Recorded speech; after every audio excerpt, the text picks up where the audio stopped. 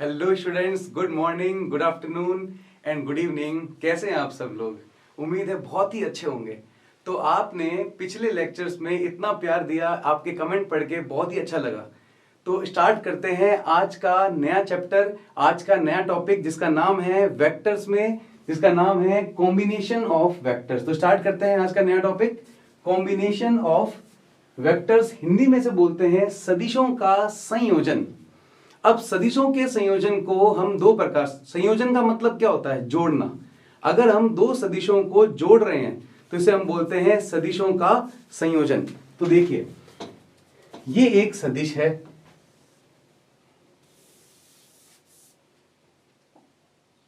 तो देखिए ये एक सदिश है जिसका नाम है ए वेक्टर। ठीक है, इसका मान लीजिए ये है 3i कैप।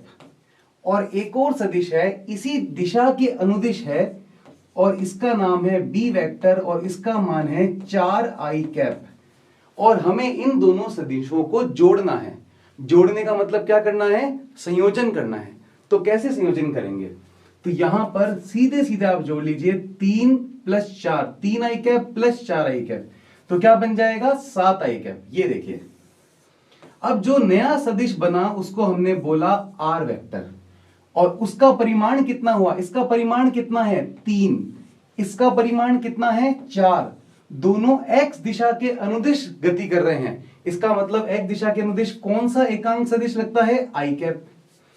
तो ये जो हमारा परिणामी सदिश बना, इसको क्या बोलेंगे? परिणामी सदिश।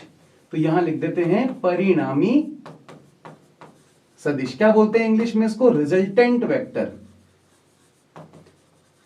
तो परिणामी सदिश जो है, ये दोनों सदिशों का मिलाकर बना। इसका परिमाण कितना हुआ? 7। और दिशा इसकी भी क्या है? x। तो इसको क्या बोलेंगे? 7i cap. तो हमने ये देखा कि अगर सदिश क्या है? संरेखीय है, एक ही दिशा के अनुदिश हैं, तो हम सीधा सीधा उसको जोड़ सकते हैं। तो यहां पर जो परिणामी सदिश होगा आर वेक्टर, उसको हम लिखेंगे किस तरह से? ए वेक्टर प्लस बी वेक्टर। ठीक है, तो यहां पर हम देख लेते हैं, देखो इसको अच्छी तरह से। जब सदिश संरेखीय हो, जब vectors, when vectors are collinear. Collinear का मतलब होता है कि मान लीजिए एक सदिश ए वेक्टर ये है और दूसरा सदिश बी वेक्टर ये है। इनकी दिशा विपरीत हो सकती है, समान भी हो सकती है, लेकिन ये एक ही रेखा के अनुदिश चलेंगे। हमने पिछली क्लास में पढ़ा हुआ है कि एक ही रेखा के अनुदिश जो भी सदिश होते हैं उनको क्या बोलते हैं? उनको बोलते हैं संरेखीय सदिश। तो इसका मान लीजिए है 4i कैप और इसका मान लीजिए कि बी वेक्टर बराबर आता है हमारे पास -6i कैप। यहां पर माइनस क्यों आया? क्योंकि ये -x दिशा में था। और यहां पर प्लस क्यों? क्योंकि ये +x दिशा में है, इसलिए आया प्लस का i कैप और माइनस का i कैप। हमने पिछली क्लास में ये पढ़ा हुआ है। ठीक है, तो ये आ गया -6i कैप। अगर दोनों को ऐड करेंगे तो कितना आएगा? A vector plus B vector. Add कर लो, 4 - 6 कितना आ जाएगा? -2i cap. तो जो परिणामी सदिश बना वो x दिशा में ही होगा, लेकिन आगे माइनस आ गया, इसका मतलब -x दिशा में होगा और परिमाण कितना होगा? 2। तो परिमाण ये आ गया 2, ये -x दिशा के लिए। तो यहां पर ये परिणामी सदिश बन गया आर वेक्टर, जिसका मान कितना हो गया? -2i cap. उसी तरीके से अगर हम बात करें, एक सदिश इस तरह से है, इसका नाम है, फिर से बनाते हैं, ये देखिए ये सदिश है सी वेक्टर और मान लीजिए इसकी वैल्यू है 3j कैप। अब यहां पर मैं j कैप क्यों लिख रहा हूं आपको पता है? y अक्ष के अनुदेश जो एकांक सदिश होता है वो j कैप होता है। ठीक है, अब देखिए एक सदिश और बन गया है ऐसे, इसका नाम हो गया d बराबर, मान लीजिए ये भी 3j कैप मान लीजिए। ठीक है, अब मुझे दोनों का संयोजन करना है, तो दोनों एक ही रेखा के अनुदिश चल रहे हैं, तब कोई दिक्कत नहीं है। इनके संयोजन से इनका परिणामी सदिश बनेगा ये भी x, ये भी हमारी y दिशा में ही जाएगा, जिसका परिमाण होगा 3 + 3 बराबर 6j कैप। तो यहां पर जो हमारा परिणामी सदिश बना वो हो गया सी वेक्टर प्लस डी वेक्टर। तो हमने अभी तक क्या देखा, हमने देखा जब भी कोई दो सदिश सरेखीय होते हैं तब उनको हम आसानी से जोड़ व घटा सकते हैं। हमें जैसे हम मैथ्स में हम अलजेब्रा में हम माइनस करते हैं नॉर्मल अलजेब्रा से, तो कोई भी हमें यहाँ पर नियम लगाने की आवश्यकता नहीं है। तो सरेखीय सदिश को इस प्रकार आसानी से हम जोड़ सकते हैं। लेकिन अब बात करते हैं हम कि जब सदिश एक दूसरे से किसी कोण पर झुके हों तब हम क्या करेंगे, तब हम परिणामी सदिश किस प्रकार ज्ञात करेंगे। टॉपिक बोलेंगे इंग्लिश में, when vectors are inclined with some angles. तो इस तरह के क्वेश्चन को कैसे करेंगे, देखिए यहां पर देखिए ये एक सदिश है जिसका नाम है ए वेक्टर, और यहां पर ये देखिए ये एक सदिश है बी वेक्टर। अब देखिए ये दोनों सदिश आपस में कुछ कोण बना रहे हैं, ये सरेखीय हैं, तो ये सरेखीय नहीं है। अब बिल्कुल अब से आपको ये लेक्चर बिल्कुल फोकस होके देखना है, ठीक है। जो भी समझ में नहीं आता आप कमेंट में पूछिए, आप कमेंट में बता तो रहे हैं लेकिन अभी आपने डाउट वगैरह जो भी है पूछिए। हालांकि मैं आपको पूरा जीरो से बताऊंगा तो डाउट पूछने की जरूरत नहीं रहेगी, फिर भी आप यहां से ये लेक्चर हमारा स्टार्ट होता है, ये देख लीजिए। तो ये है ए वेक्टर और ये है बी वेक्टर। क्या दोनों के मध्य कोई कोण है? यस है। तो इस समय इनको हम सीधे नहीं जोड़ सकते, तो अभी हमें क्या ज्ञात करना है, इसका परिणामी सदिश ज्ञात करना है। तो यहां लिखेंगे हमें इसका परिणामी सदिश ज्ञात करना है, मतलब रिजल्टेंट वेक्टर ज्ञात करना है। तो कैसे करेंगे, स्टेप नंबर 1 देखिए। सबसे पहले ए वेक्टर को बनाएंगे, ये ए वेक्टर को हमने बनाया, ठीक है। अब ए वेक्टर जहां खत्म होता है, ये होता है प्रारंभिक बिंदु किसी भी सदिश का, ये होता है अंतिम बिंदु किसी भी सदिश का। अब हम क्या करेंगे, जो सदिश का अंतिम बिंदु है जिसको बोलेंगे अपन हेड, क्या बोलेंगे इसको अपन, हेड। इसके हेड से जो दूसरा सदिश है ये इसको क्या बोलते हैं, टेल। दूसरे सदिश की टेल को जोड़ेंगे। तो यहां से हम दूसरे सदिश की टेल को जोड़ते हैं कुछ इस तरह से, देखिए ये ऐसे। ये बात आपको समझ में आई? एक बार फिर से देखिए, मैंने इस सदिश को बनाया ए वेक्टर को यहां से, और ए वेक्टर जहां से खत्म हुआ वहां से मैंने कौन सा सदिश शुरू किया, वहां से मैंने शुरू किया बी वेक्टर। तो यहां से आप देखिए ये क्या है, हेड, हेड मतलब सिर, और ये क्या है, टेल, टेल मतलब पूंछ। तो हिंदी मीडियम इंग्लिश मीडियम दोनों अपन इसी में, यहां पर आपको ज्यादा इजीली समझ में आएगा हेड और टेल से, ठीक है। तो यहां पर हम हेड से टेल जोड़ते हैं, क्या जोड़ते हैं भाई, हेड से टेल। अब क्या करेंगे, इसके बाद क्या करेंगे, प्रारंभिक बिंदु को अंतिम बिंदु से मिला दीजिए। तो क्या करेंगे, देखिए परिणामी सदिश के लिए अपन प्रारंभिक बिंदु को अंतिम बिंदु से मिला देंगे। तो ये था हमारा प्रारंभिक बिंदु, ये हमारा अंतिम बिंदु, ये हमने ऐसे मिला दिया। ये हमारा आ गया है परिणामी सदिश, जिसको हम बोलेंगे ए वेक्टर प्लस बी वेक्टर। तो आपने क्या देखा कि जब भी दो सदिश के मध्य कोई कोण बन रहा हो तो हम इस तरह से ये हम सॉल्व करते हैं। तो इसको बोलते हैं, यहां पे देखिए अब क्या बन रहा है, त्रिभुज बन रहा है आकृति, तो इसको बोलेंगे सदिश योग का त्रिभुज नियम। एक बार फिर से देखते हैं, एक बार फिर से देखिए, एक एग्जांपल फिर से देखिए। तो यहां पर लिखता हूं मैं, क्योंकि मैं सदिश नियम कर रहा हूं तो इस नियम का नाम लिख देते हैं अपन त्रिभुज, त्रिभुज विधि। क्या लिखेंगे, त्रिभुज विधि। इंग्लिश में क्या बोलते हैं इसको, ट्रायंगल मेथड। अगर पूरा नाम बताएं तो इसको बोलते हैं सदिश योग की त्रिभुज विधि। तो यहां पे लिखते हैं सदिश योग की त्रिभुज विधि। इंग्लिश में क्या बोलते हैं, triangle law of vector addition, सदिश योग की त्रिभुज विधि। अब देखिए यहां पर सबसे पहले मान लीजिए ये एक वेक्टर है, इसका नाम है ए वेक्टर। ये देखिए ए वेक्टर, ठीक है भाई। अब ये दूसरा वेक्टर है बी वेक्टर। अब क्वेश्चन आता है कि हमें इन दोनों सदिशों का परिमाण ज्ञात करना है, परिणामी सदिश ज्ञात करना है। देखो दो वर्ड हैं, इसमें कंफ्यूजन होता है, एक तो परिमाण, एक परिणाम। तो मैं दोनों यहां पे बताता हूं, परिमाण और परिणाम का मतलब क्या होता है। एक तो परिमाण और एक परिणामी। परिणामी का मतलब होता है रिजल्टेंट, मतलब इन दोनों से मिलाकर अपन को जो परिणाम मिला उसको बोलेंगे परिणामी सदिश। और इनका जो मान है, जैसे इस सदिश का मान मान लीजिए 3 आई कैप है, तो 3 इसका मान है, इसके मान को अपन बोलेंगे परिमाण। और इन दोनों सदिशों को मिलाकर जो नया सदिश बनेगा उस नए सदिश को अपन बोलेंगे परिणामी सदिश। तो इन दोनों शब्दों में अपन को घूमना नहीं है, कंफ्यूज नहीं होना है। समझ में आ गई सबको बात इतनी? ओके, तो देखिए ये एक सदिश है जिसका नाम है ए वेक्टर और ये है बी वेक्टर। हमें दोनों का परिणामी सदिश ज्ञात करना है। तो क्या करेंगे, देखिए फिर से देखिए, सबसे पहले ए वेक्टर को बनाएंगे। ए वेक्टर जहां खत्म हुआ वहां से बी को स्टार्ट करेंगे। तो देखिए ए यहां से खत्म हुआ तो बी को स्टार्ट करेंगे। तो करा क्या है कुल मिला के हमने, ये ए के हेड से बी की टेल को जोड़ दिया। क्या करा हमने, ए के हेड से बी की टेल को जोड़ दिया।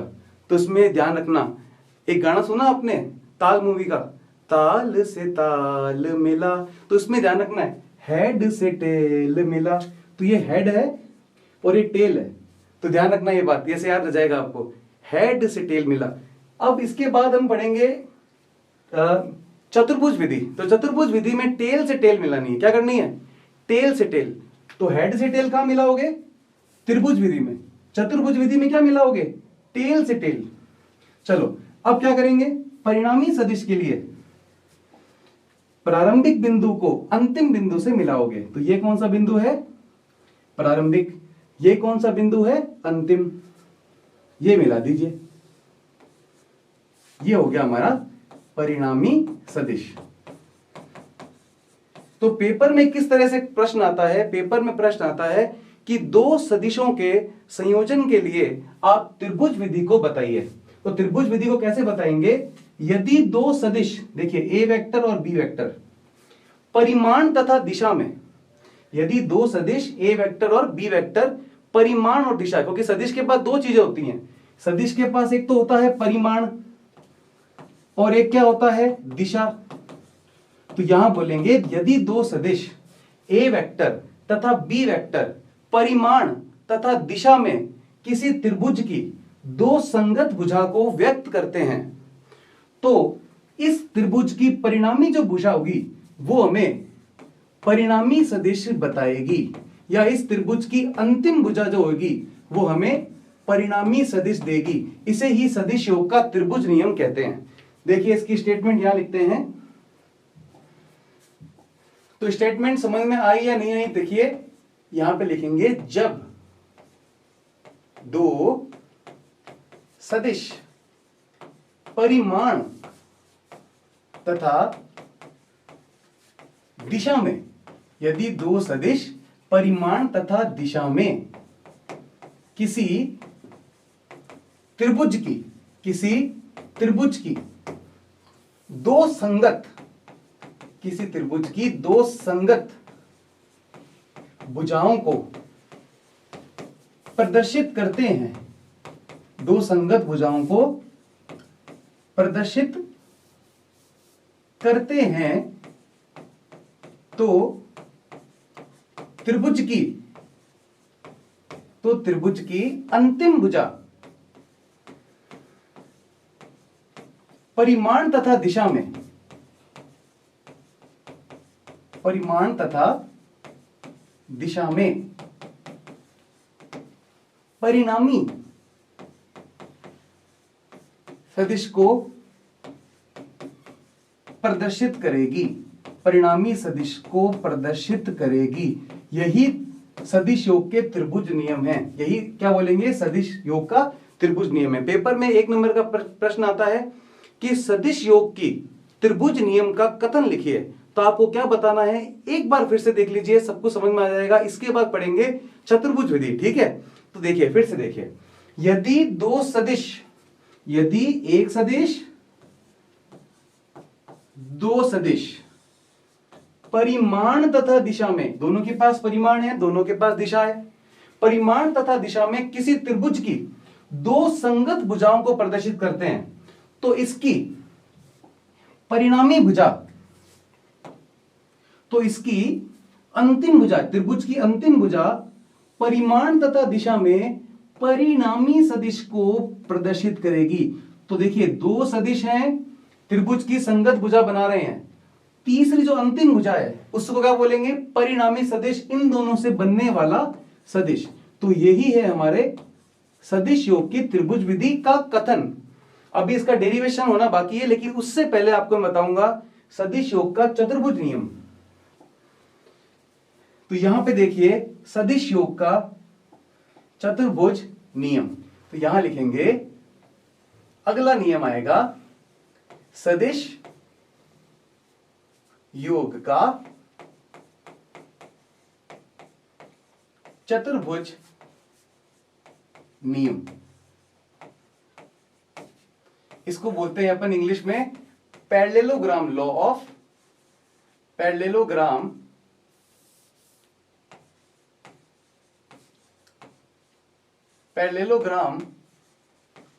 Law of vector addition.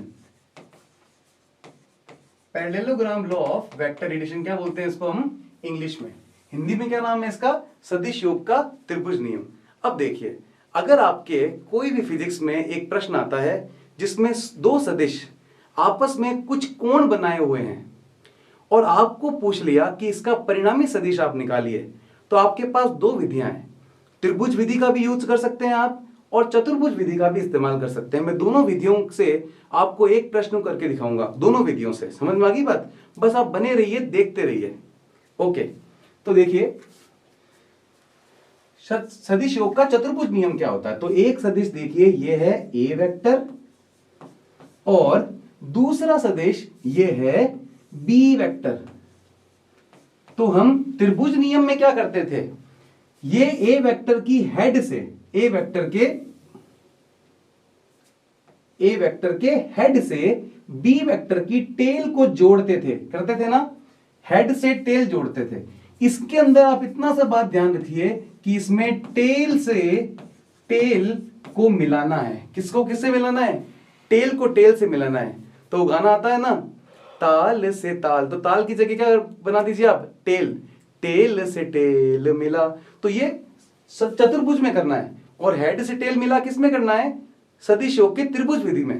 तो ये अगर आपको याद हो गया है तो आपको दोनों विधियां समझ में आ जाएंगी। तो देखिए, तो यहां पर टेल से टेल मिलानी है, तो ये ए वेक्टर बनाया, ये ए वेक्टर की टेल, ये बी वेक्टर बनाया, ये बी वेक्टर की टेल, दोनों की टेल को मिला दिया। अब क्या बनाना है हमें, इसका परिणामी सदिश। तो परिणामी सदिश के लिए क्या करेंगे, एक रेखा इस सदिश के समांतर यहां से बनाएंगे,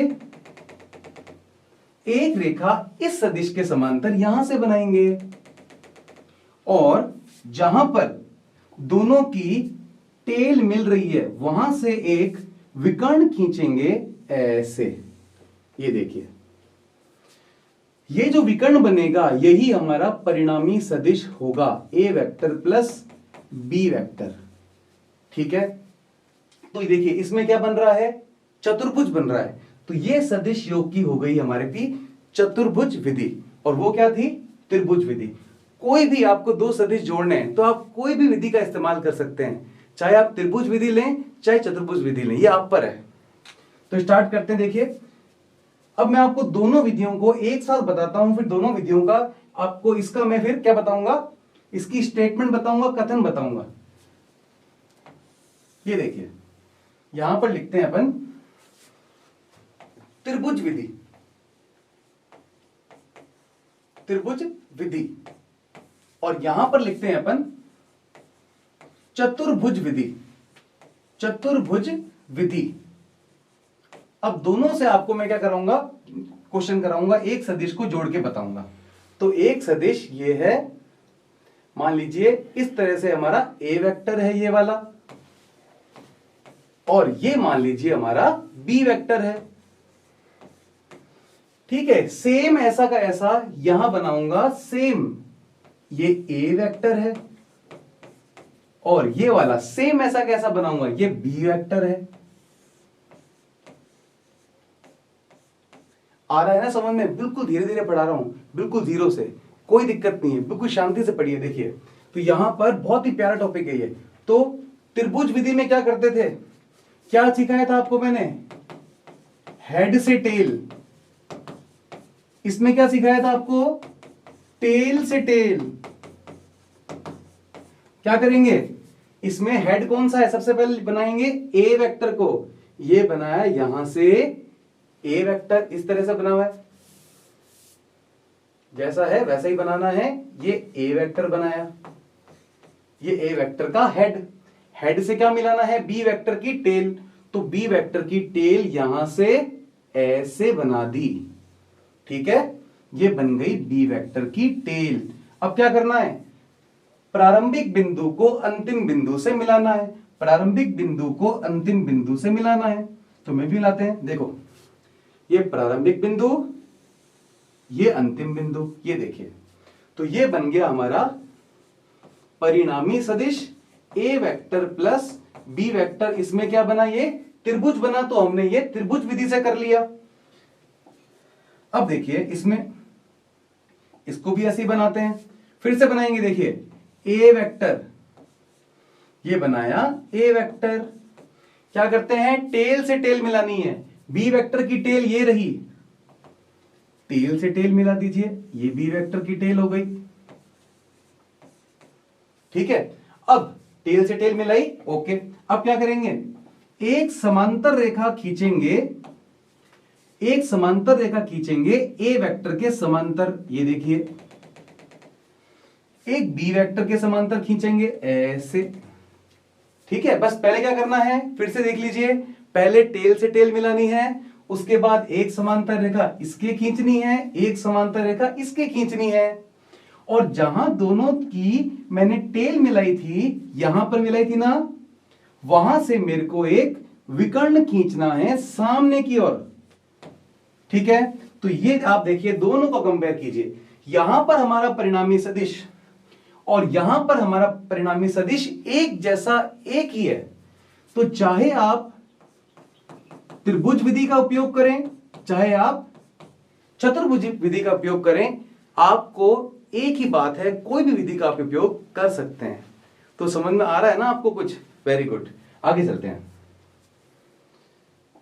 तो यहां पर हमें लिखना है सदिश योग की चतुर्भुज विधि का कथन। तो पेपर में आता है सदिश योग की चतुर्भुज विधि का कथन लिखिए। तो यहां पे लिखते हैं हम सदिश योग की,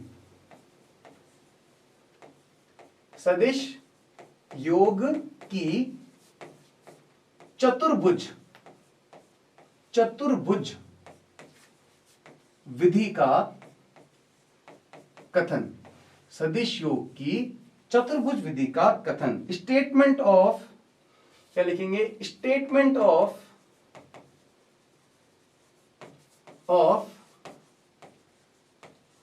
parallelogram law of vector addition, statement of parallelogram law. तो क्या लिखेंगे,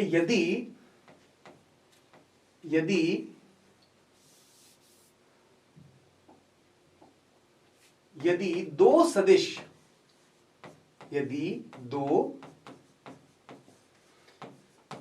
सदिश परिमाण तथा दिशा में, यदि दो सदिश परिमाण तथा दिशा में किसी समांतर चतुर्भुज की, यदि दो सदिश परिमाण तथा दिशा में किसी समांतर चतुर्भुज की,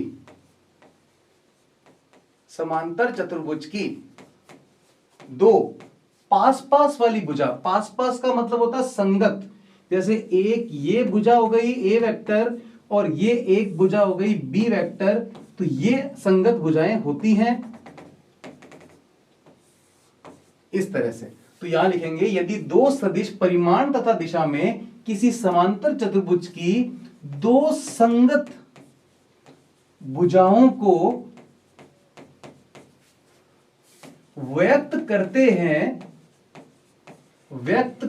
हैं तो उस समांतर चतुर्भुज की, तो उस समांतर चतुर्भुज का, ये देखिए विकर्ण, ये देखिए समांतर चतुर्भुज का क्या है, ये विकर्ण। तो यहां लिखेंगे उस समांतर चतुर्भुज का विकर्ण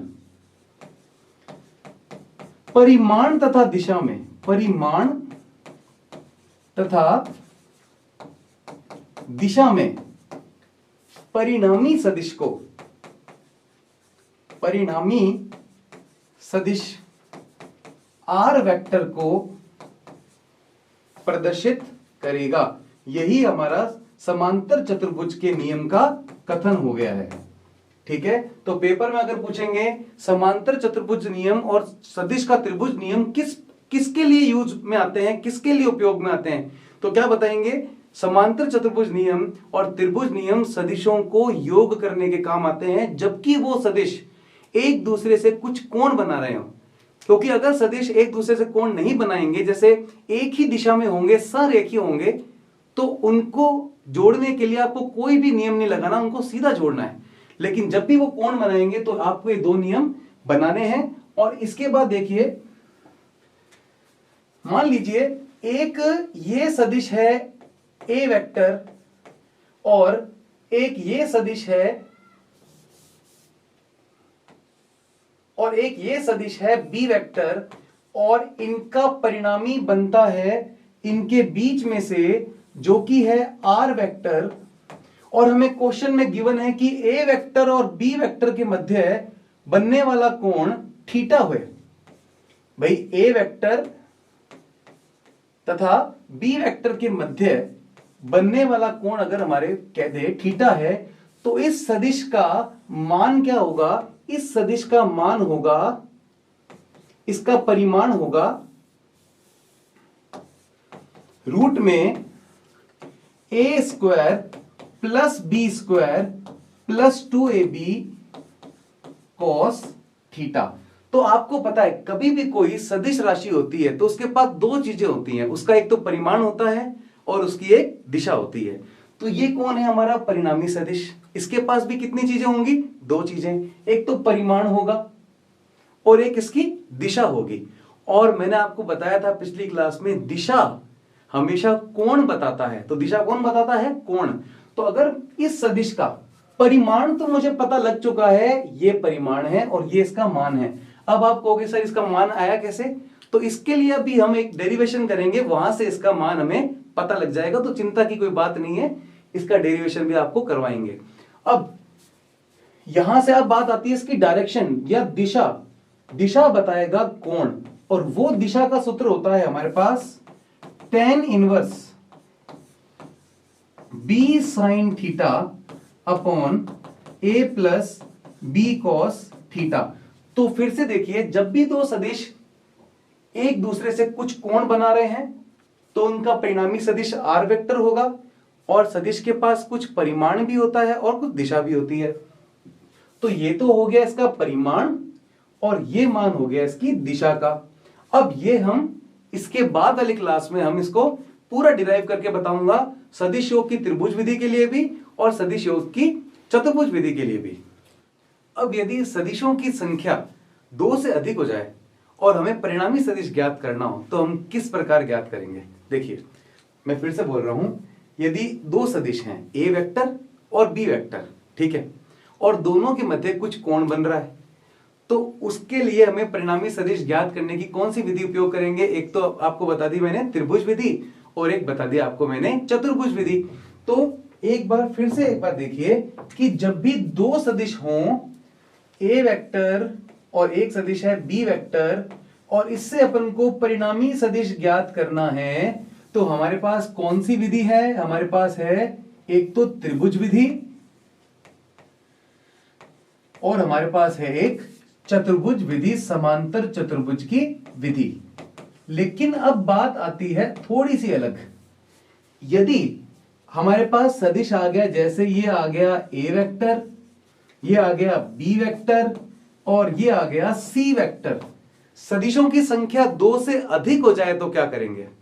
अब बात करते हैं सदिशों की संख्या यदि 2 से अधिक हो जाए तो क्या करेंगे, तब हम एक और विधि का उपयोग करेंगे जिसका नाम है बहुभुज विधि। बहुभुज विधि। देखिए अब यहां पर ध्यान दीजिए, बहुभुज विधि, पहले एग्जांपल समझिए फिर आपको समझ में आएगा। इंग्लिश में क्या बोलते हैं इसको, पॉलीगन मेथड। क्या बोलते हैं भाई, पॉलीगन मेथड। हिंदी में बोलते हैं इसको अपन बहुभुज विधि, सदिश योग की बहुभुज विधि। ध्यान दीजिए, जैसे कि मान लीजिए एक वेक्टर है ऐसे, इसका नाम है ए वेक्टर, ये दूसरा वेक्टर है बी वेक्टर, ये तीसरा वेक्टर है सी वेक्टर, ये चौथा वेक्टर ए बी सी, ठीक है, ये चौथा वेक्टर है डी वेक्टर, ये पांचवा वेक्टर है ई वेक्टर। ये देखिए इतने सारे वेक्टर आ गए, ए vector, B vector, C vector, D vector और ई वेक्टर। अब इन सभी सदिशों से मिलकर इनका सबका परिणामी सदिश हमें ज्ञात करना है। तो फिर से बोला, यदि सदिशों की संख्या 2 से अधिक हो जाए, 1 2 3 4 5, 2 से अधिक हो जाए, तब हमें त्रिभुज विधि यूज नहीं करनी है, तब हमें चतुर्भुज विधि का भी उपयोग नहीं करना है, तब हमें यूज करनी है बहुभुज विधि, तब हमें यूज करनी है पॉलीगन मेथड। ये आपको समझ में आ रही है ना बात। तो किस तरह से करेंगे ध्यान दीजिए, बहुत ही आसान है, बिल्कुल इजी। देखिए सबसे पहले क्या लिखेंगे, जो ए वेक्टर है उसको बनाएंगे। यहां पे देखिए सबसे पहले पहले सदिश को बनाएंगे, ए वेक्टर को, ठीक है। उसके बाद जहां से ए वेक्टर खत्म हुआ, मतलब ए वेक्टर के हेड से बी वेक्टर की टेल, तो बी वेक्टर ये रहा, ये इसकी टेल, ए वेक्टर ये रहा, ये इसका हेड, है ना। तो ए वेक्टर के हेड से बी वेक्टर की टेल बनाएंगे ऐसे, और बी वेक्टर के हेड से सी वेक्टर की टेल जोड़ेंगे ऐसे। तो ए वेक्टर के हेड से बी वेक्टर की टेल, बी वेक्टर के हेड से सी वेक्टर की टेल, समझ में आ रही है बात। और सी वेक्टर के हेड से किसकी टेल जोड़ेंगे, सी के बाद कौन आता है, डी, तो सी वेक्टर के हेड से डी वेक्टर की टेल। ये देखिए कुछ इस तरह से ऐसे, देखिए ए बनाया। देखो सदिश का आपको दिशा नहीं बदलनी है, परिमाण नहीं बदलना। सदिश इतना लंबा है, ये भी यहां पे लगभग इतना ही लंबा आपको रखना है। ये दिशा इधर है तो ये दिशा इधर। फिर बी वेक्टर था, बी वेक्टर यहां बनाया, सी वेक्टर था, सी वेक्टर यहां बनाया, डी वेक्टर था, डी वेक्टर यहां बनाया। उसके बाद क्या है, ई वेक्टर। तो यहां थोड़ी जगह कम पड़ रही है ई वेक्टर के लिए, तो यहां पर हम ई वेक्टर यहां बनेगा ऐसे। इसको अगले पेज में बना के दिखाता हूं आपको, नेक्स्ट पेज पे।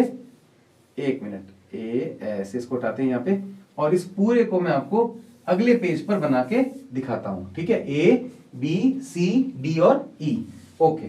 तो देखिए सबसे पहले बनाएंगे ए वेक्टर, ये बनाया मैंने, यहां से स्टार्ट किया ए वेक्टर, ठीक है।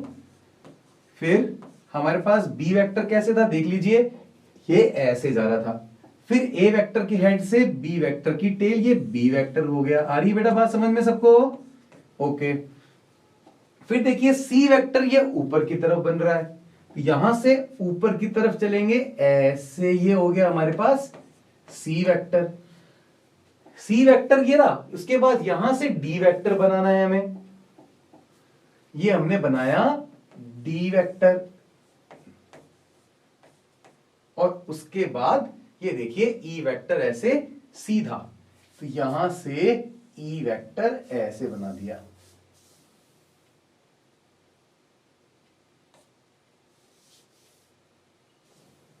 ऐसे, इस तरह से। ये क्या बन गया हमारे पास, ई वेक्टर। तो देखिए दो या दो से अधिक सदिश का जब हमें संयोजन ज्ञात करना होता है, तब हम कौन सी विधि का उपयोग करते हैं, तब हम यूज करते हैं बहुभुज विधि का उपयोग करते हैं। तो ये बहुभुज विधि का हम यहां पर उपयोग कर रहे हैं। देखिए अब इसका परिणामी सदिश हमें ज्ञात करना है। क्या ज्ञात करना है, परिणामी सदिश। तो परिणामी सदिश के लिए हम क्या करेंगे, प्रारंभिक बिंदु को अंतिम बिंदु से मिला देंगे। तो ये कौन सा बिंदु दिख रहा है आपको, प्रारंभिक। ये कौन सा बिंदु दिख रहा है आपको, अंतिम।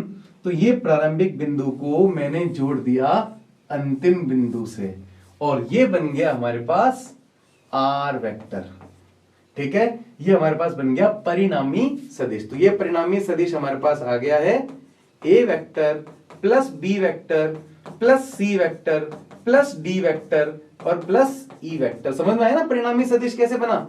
तो फिर से बता रहा हूं, यदि दो या दो से अधिक सदिश किसी बहुभुज की, बहुभुज का मतलब होता है जैसे कोई भी आकृति जो तीन या तीन से ज्यादा भुजाओं की बनी हो, जैसे तीन भुजा की तो त्रिभुज हो गया, चार भुजा की क्या बन गया? चतुर्भुज। ठीक है, छह भुजाओं की षटभुज। लेकिन यहां पे कितनी भी भुजा हो सकती हैं तो उसको बोल दिया हमने बहुभुज। यदि दो या दो से अधिक सदिश परिमाण तथा दिशा में किसी बहुभुज की क्रमागत भुजाओं को निरूपित करते हैं तो उस बहुभुज की अंतिम भुजा आपको परिणामी सदिश बताएगी। तो ये जो अंतिम भुजा है आर वेक्टर, इसका मान क्या आएगा? A vector plus B vector plus C vector plus D vector और प्लस ई वेक्टर। तो यहां पर मैं इसका कथन भी लिखता हूं। तो यहां पर अपन कथन लिखते हैं यहां पे, और मैं आपको फिर अलग अलग एग्जाम्पल समझाऊंगा। यदि दो या दो से अधिक सदिश, दो या दो से अधिक सदिश परिमाण तथा दिशा में, यदि दो या दो से अधिक सदिश परिमाण तथा दिशा में किसी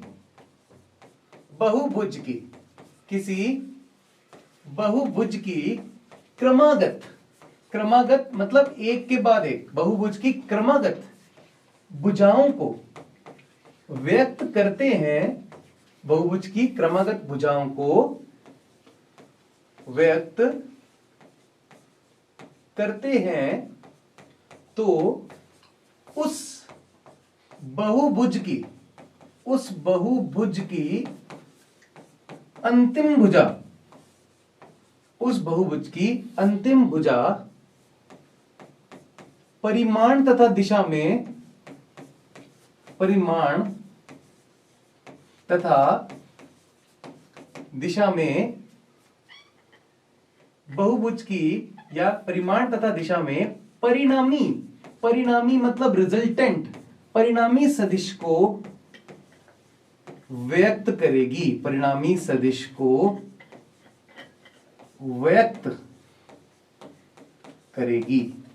आई बात समझ में? फिर से देखिए, ये देखिए, यदि दो या दो से अधिक सदिश परिमाण तथा दिशा में किसी बहुभुज की क्रमागत भुजाओं को निरूपित करे तो उस बहुभुज की अंतिम भुजा, ये वाली जो आपको दिख रही है अंतिम भुजा, परिणामी सदिश को व्यक्त करती है। इसी ही हम सदिश के बहुभुज का नियम कहते हैं। तो इस पर और सारे आप उदाहरण देखिए किस तरह से हम बहुभुज नियम का उपयोग करते हैं फिजिक्स में। देखिए, तो ये देखिए, जैसे आपको मान लीजिए कुछ सदिश दिए हुए हैं और आपसे पूछा है कि इनका परिणामी सदिश किस दिशा में होगा या आकृति कैसे बन रही है आपको बतानी है। तो कैसे बताएंगे?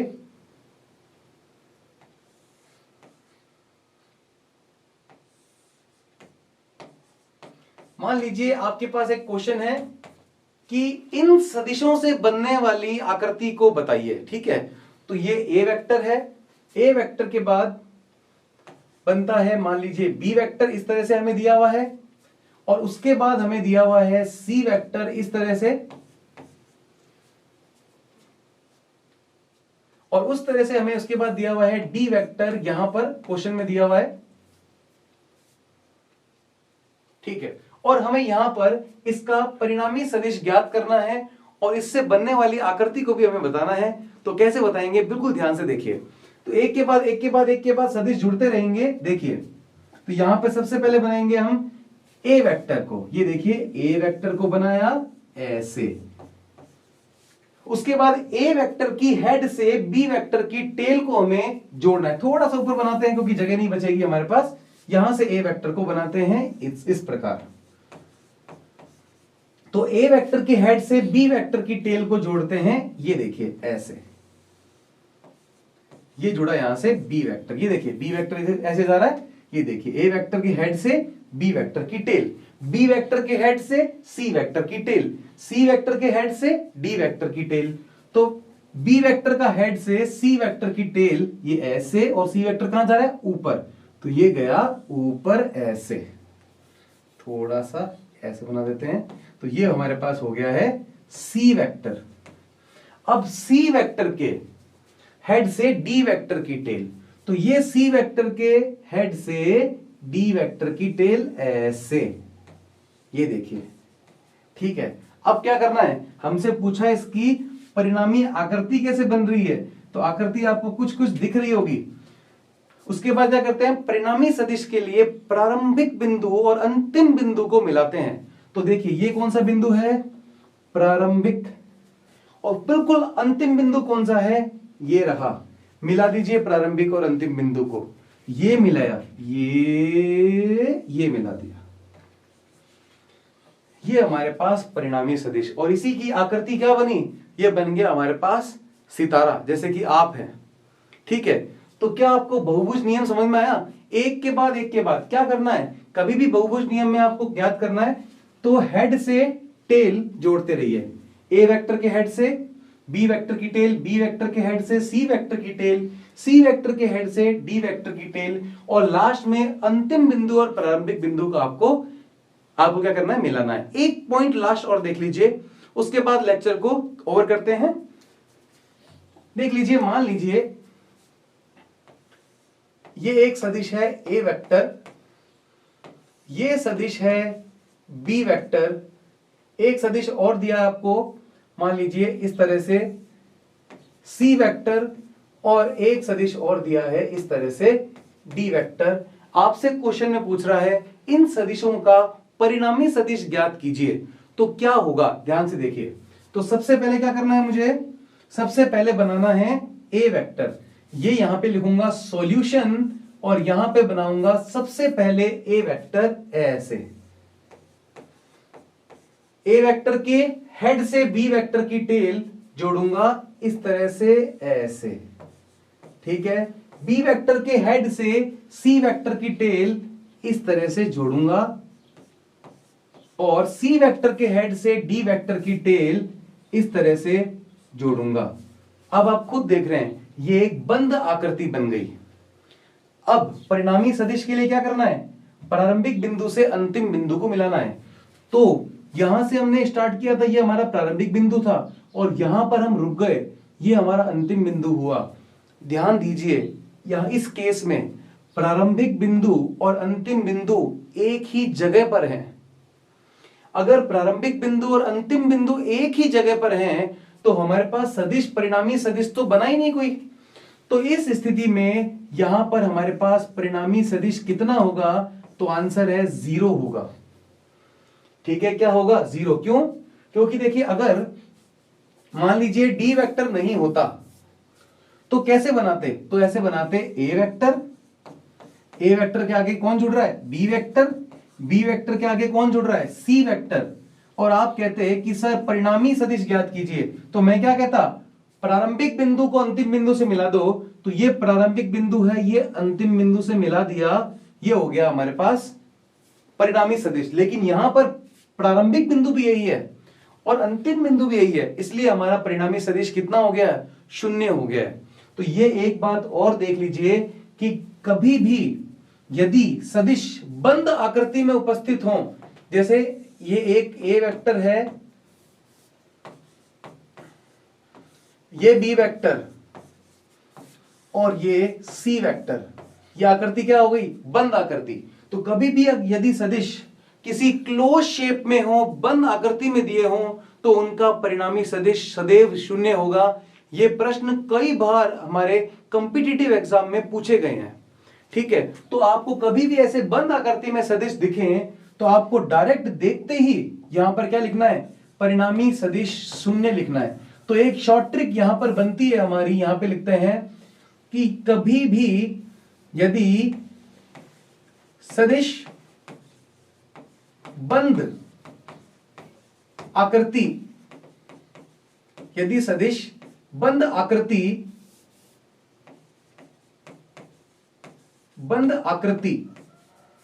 में स्थित हो या उपस्थित हो तो परिणामी सदिश मतलब आर वेक्टर वो हमेशा क्या होगा, शून्य होगा। परिणामी सदिश